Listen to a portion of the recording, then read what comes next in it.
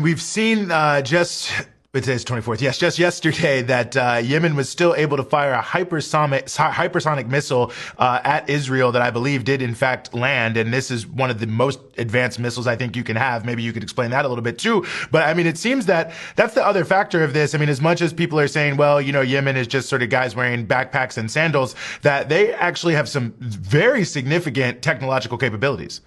Absolutely. No, they absolutely do. And their indigenous weapons manufacturing is what has gotten them to this point.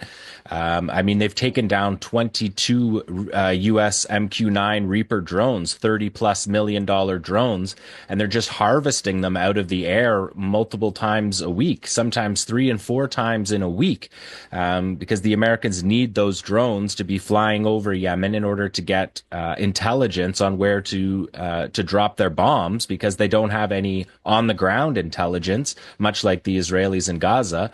They're very dependent on these drones. It's a significant use of resources, and it hasn't impacted the Ansar Allah and the Yemeni armed forces' ability to fire on American aircraft carriers, or, as you said, launch hypersonic ballistic missiles that are targeting, yesterday was targeting as far north as Haifa. So they can reach anywhere in Israel, more than 2,000 kilometers away. Some of them have been intercepted. Some of them have been partially intercepted.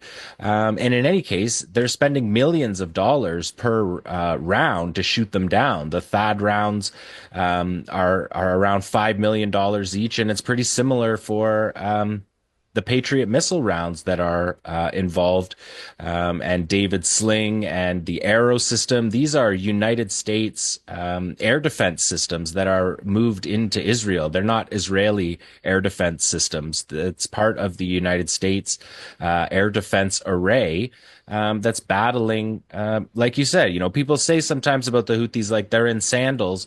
They would say they're a besieged people. They are fighting the siege on Gaza because they themselves understand what a naval blockade and what a siege on their country is like. They went through it for a decade with the U.S.-Saudi war on Yemen that created unbelievable levels of starvation, the worst in the world. And so you have the poorest country being attacked by the richest country, and you have these Yemeni armed forces fighters using upgrading old Soviet weaponry, creating with component parts new state-of-the-art air defense missiles that are bringing down